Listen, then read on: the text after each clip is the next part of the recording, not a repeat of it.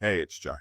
If you've ever stood there looking at your child after the argument that felt like World War III just happened, and you're thinking, I stepped in way too late for that one, then this one's for you. Let's dive into it. First of all, let's be clear about what too late actually means, because people hear that and they think they've failed. Too late doesn't mean that you missed a perfect moment. It means that you're stepping in after the conversation has already turned into a loop. Voices are up, positions are locked, and nobody's listening anymore.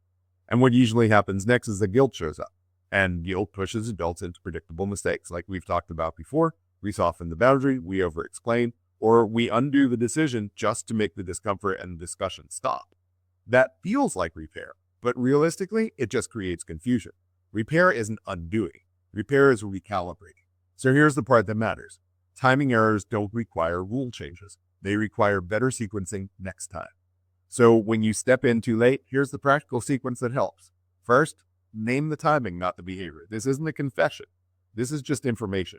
So you might say, I should have stepped in sooner. And you do this after the voices have come down, after the audience is gone, and after the conversation is no longer reacting.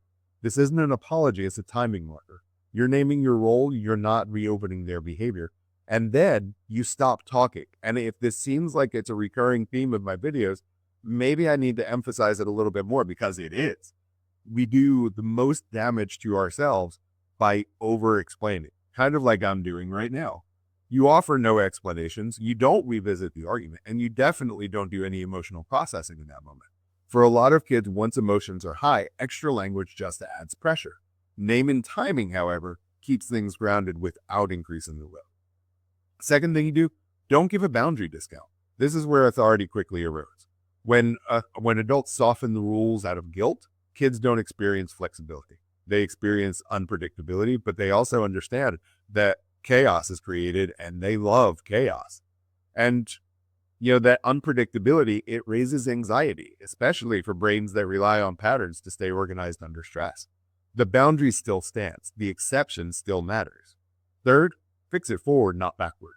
This is the real repair. You don't repair the moment by rewriting it. You repair it by running the sequence earlier next time. Kids don't learn safety from perfect timing. They learn it from consistent patterns.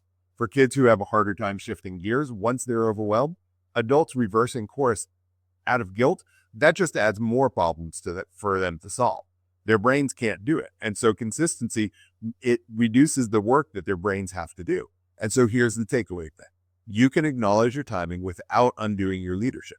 You don't need to be perfect. You don't need to be anything other than predictable. Next episode, we'll talk about why this consistency beats intensity and how calm repetition works better than big reactions ever will. I'm Chuck, the ball therapist. Work on you. Think no bullshit. And remember that you matter. Have a gentle rest of your day.